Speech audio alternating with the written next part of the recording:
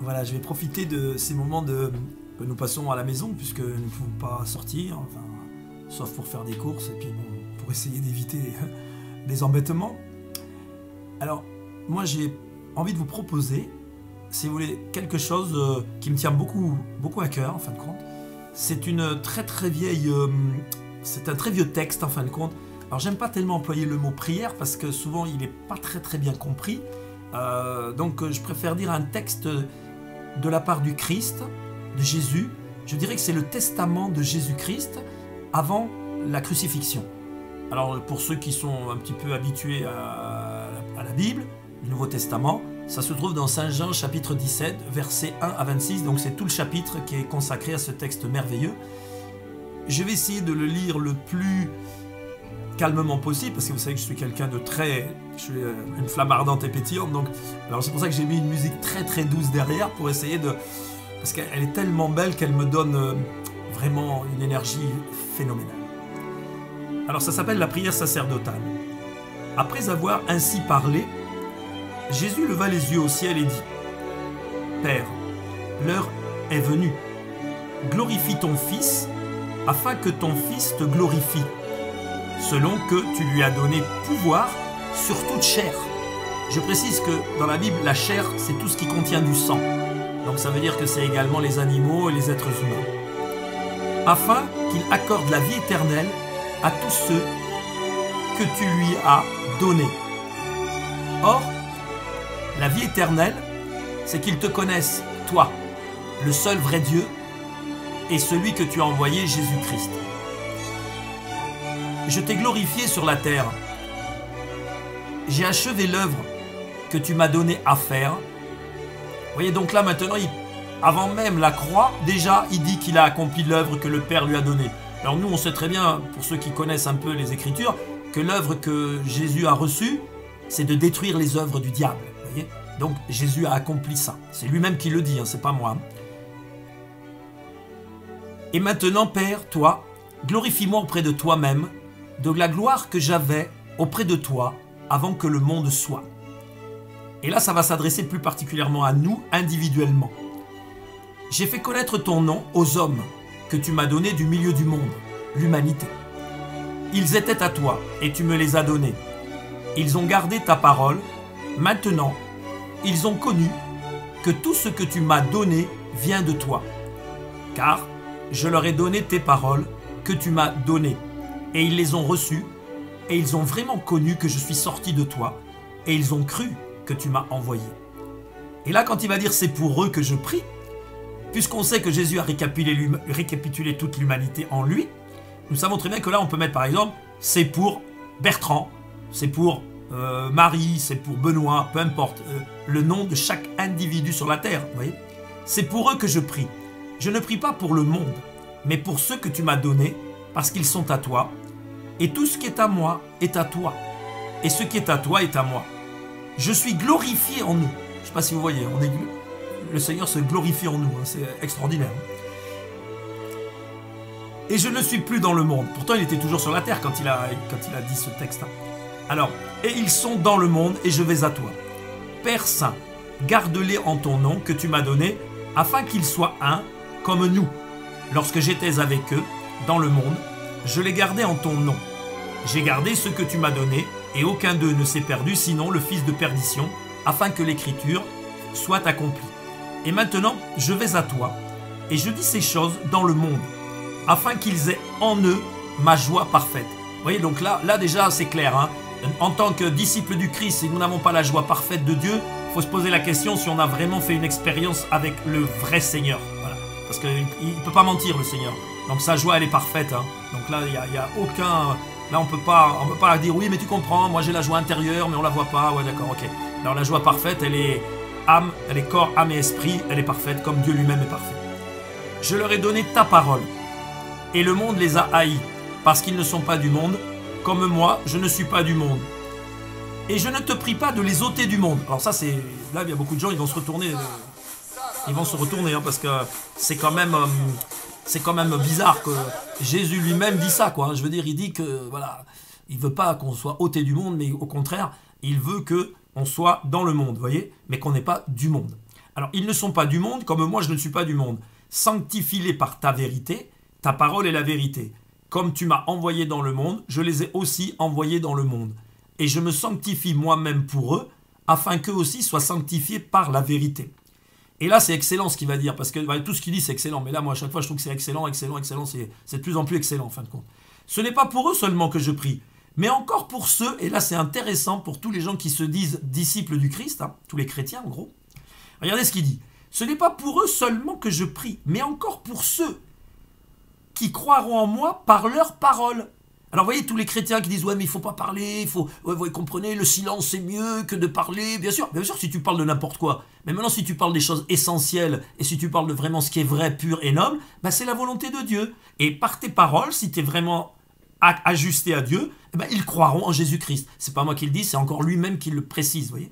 Donc, c'est énorme. Hein. Alors, ils croiront en moi par leurs paroles, afin que tous soient un. Et moi, j'insiste sur ça. Parce que j'ai remarqué, moi, depuis pas mal d'années, maintenant que j'ai découvert cette grâce, que le Christ est vraiment le maître absolu, quoi. C'est vraiment mon maître, en tous les cas, hein, et mon Seigneur et mon Sauveur. J'ai découvert une chose, c'est que bien souvent, on n'a pas compris l'unité au niveau où Jésus parle de cette unité. C'est pas unité parce qu'on est tous dans la même pièce, c'est pas parce qu'on est tous dans la même église ou dans le même salon. C'est pas ça l'unité dont Jésus parle. C'est une unité existentielle entre ce que je suis moi réellement et lui, et que maintenant je vais partager avec mes vrais frères et mes vraies sœurs, c'est-à-dire tous les gens qui ont compris et qui ont accepté le message du Christ, voilà, et qui le vivent. Voilà, c'est tout. C'est pas compliqué. Mais c'est une unité, vraiment, on est un en Dieu. Nous ne sommes pas Dieu, mais comme il le dit, vous êtes un en moi et moi en vous, et lui en nous. C'est-à-dire qu'on est vraiment dans une unité. Alors, si on va dans des traditions beaucoup plus anciennes que les chrétiens, on s'aperçoit que déjà des hommes de Dieu avaient découvert cette unité avec Dieu. Et ils appelaient ça la réalisation, c'est-à-dire être complètement ce que Dieu a fait de nous dans son royaume, qui est maintenant en nous, mais le réaliser concrètement sur la terre. C'est-à-dire c'est une unité réelle, c'est pas une unité virtuelle, j'aurai, il faudra, il y a qu'à, on y arrivera. Non, non, c'est une unité qui est déjà là. Et d'ailleurs Jésus va le préciser dans sa prière, parce qu'il va le répéter au moins 3-4 fois, et en plus il va dire dans d'autres textes, vous savez ce qu'il va dire? Il va même dire, c'est dingue, ce que moi j'ai fait, eux, ils feront, et plus encore. Alors vous savez, Jésus, il était en unité complète avec son Père, ça on en est certain. En plus, il a fait des choses que même nous, ça nous dépasse, et il dit que nous, on va faire encore plus que ce que lui, il a fait. Alors vous voyez, je veux dire, c'est pas une promesse qui est lancée pour quand on sera après au ciel. Non, non, c'est ici et maintenant. Voilà, parce que d'autres textes vont dire, le salut, c'est aujourd'hui. Donc ça veut dire qu'il n'y a pas de temps. En Dieu, il n'y a pas de temps. Voilà. Alors je continue le texte. Afin que tous soient un comme toi, Père, tu es en moi, et comme je suis en toi, afin qu'eux aussi soient un en nous, pour que le monde croie que tu m'as envoyé. Donc, vous voyez, là, en plus, on peut vraiment s'interroger. Tant qu'il y aura une désunion de certains chrétiens, ouais, moi je suis comme ci, moi je suis comme ça, moi je fais partie de telle église, toi là là, eh bien, l'unité, c'est pas ça que Dieu dit dans son texte. C'est à ce moment-là que le monde croiront. C'est-à-dire que le monde va... C'est parce que nous allons vivre cette unité que Dieu nous demande de vivre, c'est à ce moment-là que les autres, ils vont croire réellement. Vous voyez, c'est pas par nos blabla. C'est par notre unité et nos paroles, les paroles qui viennent de Dieu. Voilà. Et je leur ai donné la gloire que tu m'as donnée, afin qu'ils soient un, comme nous sommes un, moi en eux et toi en moi, afin qu'ils soient parfaitement un, et que le monde connaisse que tu m'as envoyé et que tu m'as aimé comme que tu les as aimés comme tu m'as aimé. Il le répète encore une fois. Et à la fin, regardez ça, il répète à chaque fois. Donc vous savez, dans la Bible, quand Jésus répète en vérité, qu'il répète 2-3 fois la même chose, c'est pas parce qu'il est complètement à côté de la plaque. Au contraire, c'est parce qu'il est vraiment à sa place. Et il sait très bien que nous, il faut que ça rentre parce que on a les oreilles un peu nonchalantes, vous voyez. Père, je veux que là où je suis, ceux que tu m'as donnés soient eux aussi avec moi, afin qu'ils voient ma gloire, la gloire que tu m'as donnée, parce que tu m'as aimé avant la fondation du monde. Et la fin, elle est merveilleuse. Père juste, le monde ne t'a pas connu, mais moi je t'ai connu. Et ceux-ci, là il s'adresse à nous, ceux qui ont accepté vraiment le Christ comme leur maître, leur sauveur et leur Seigneur, voilà, ont connu que tu m'as envoyé. Et je leur ai fait connaître ton nom, et je leur ferai connaître afin, et là c'est la promesse qui est une promesse existentielle, c'est pas une promesse virtuelle, l'amour dont tu m'as aimé soit en eux et que je sois en eux. Et là, vous voyez, c'est extraordinaire parce que si, moi j'encourage tout le monde à méditer ce texte, je ne veux pas dire jour et nuit, mais carrément, je veux dire, c'est un truc, c'est le testament, quoi. C'est un testament effectif, agissant. Quand moi je prie, par exemple, le Notre Père, qui est une très très belle prière, puisque Jésus nous l'enseigne, ok, mais c'est moi qui prie. Là, c'est pas moi qui prie, C'est Jésus-Christ lui-même qui me prend en lui, par lui et avec lui, dans le Père, et qui prie pour moi. Je ne sais pas si vous voyez la différence, mais cette prière, elle est éternelle, puisqu'il est en unité avec Dieu et qu'il est Dieu lui-même. Donc il n'y a aucun problème, puisque le Père et lui sont un. Donc l'unité de Dieu, elle est là, réellement. Donc ça veut dire que quand il a prié pour nous, justement, il l'a prié d'une manière où c'est accompli. Voilà. Mais maintenant, c'est comme si on me fait un chèque, j'aimerais bien, un chèque de 10 000 euros, mettons, ou même plus, mais je l'encaisse jamais. Ah ben bien sûr. Ah oui, oui, je l'ai reçu. Ah, je l'ai pris, je l'ai mis dans ma boîte aux lettres, je l'ai même mis à la banque, mais je l'encaisse jamais. Mais ça marche pas. Vous voyez, ça marche pas. Bon, c'est juste une image pour dire qu'à un moment donné, la parole, elle est esprit et vie. Elle n'est pas que là. C'est pas que dans une boîte crânienne là. Elle est esprit et vie, c'est-à-dire elle est tout mon être. Dieu, il est esprit en lui. Il n'y a que de l'esprit en lui. Alors, bien sûr, moi je le dis pas trop parce que ça, on peut passer pour des illuminés, mais en Dieu, il n'y a pas de matière. Dieu n'est qu'esprit. En lui, il n'y a que de la lumière. C'est ça qu'on n'arrive pas à intégrer dans notre petit cerveau. Mais par contre, le cœur, lui, le cœur, il sait que c'est vrai. Vous voyez, le cœur, il le sait parce que le cœur, il le vit, ça. Hein, le cœur régénéré, bien sûr. Hein, le cœur qui a été, comme il dit, plus personne n'enseignera son concitoyen sur connaît le Seigneur, hein, car moi-même, je pardonnerai leurs péchés, je mettrai mon intelligence dans le truc et je les enseignerai moi-même. Bon, vous l'avez ça en Jérémie, puis vous l'avez aussi en Hébreu. Bon, vous l'avez un peu partout dans la Bible quand même. Mais ça veut dire que tant qu'on n'aura pas réalisé concrètement cette expérience, c'est pas quelque chose d'intellectuel, c'est pas parce que on va me jeter dans l'eau, on va faire non, c'est parce qu'il faut que je le vive. Vous voyez ce que je veux dire? Le reste, c'est comme un miroir, c'est un révélateur pour que je le vive, c'est tout. Voilà, alors moi c'est ce que je voulais vous partager. Bon, maintenant, je sais pas si je me suis bien exprimé, mais moi je vous encourage à pas écouter ou à croire ce que je viens de vous dire, hein, mais simplement à reprendre le texte et à laisser le texte par l'Esprit Saint vous parler. Et il va pas vous parler par là, ça sera une révélation. Alors, je vous donne un autre texte pour vous faire comprendre ce que je veux dire. C'est un peu comme quand Jésus demande à Pierre, qui dit-on que je suis?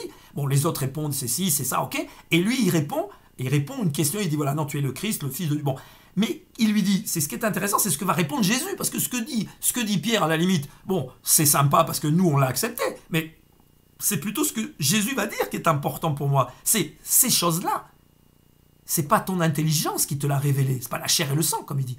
C'est mon Père dans les cieux. Et c'est ça, l'entendement de Dieu, c'est-à-dire ce qu'il est réellement, c'est que lui qui révèle. Parce que sinon, c'est une interprétation d'une projection doctrinale, ou je ne sais pas trop quoi, comme on peut dire, quoi, une projection intellectuelle d'une croyance qu'on aurait, ou qu'on nous aurait mis, ou qu'on nous aurait dit d'avoir, et que nous, par émotion sympathique, on aurait adhéré. Non, là, c'est pas ça. Là, c'est vraiment... Vous voyez, parce qu'il dit, ouais, c'est Jean-Baptiste qui revient, enfin bref. Là, c'est encore de l'émotionnel, c'est encore des croyances sur ce qu'il y a eu. Non, là, tu es le Fils de Dieu, tu es le Christ de Dieu. Eh bien, une révélation, elle ne vient que de Dieu lui-même. Voilà, c'est ça une révélation. Alors si par exemple c'est un prophète qui donne une révélation, c'est parce qu'à ce moment-là, il est tellement ajusté à Dieu que c'est le Père comme l'ange quand il a parlé à Marie. Bon, quand l'ange a parlé à Marie, bien sûr, c'est Dieu qui parle à travers l'ange. Mais l'ange, il est tellement un messager uni à Dieu qu'effectivement, voilà, c'est pareil, c'est comme si c'était Dieu qui parlait. Mais on ne confond pas le messager et le message, d'accord? Ok? Voilà. Bon, je vais voir ce que ça donne parce que bon, moi, vous savez, je suis un peu speed, bon c'est vrai, hein, je m'appelle flamme ardente et pétillante dans le royaume de mes frères indiens, alléluia. Allez, on va voir ce que ça donne tout ça.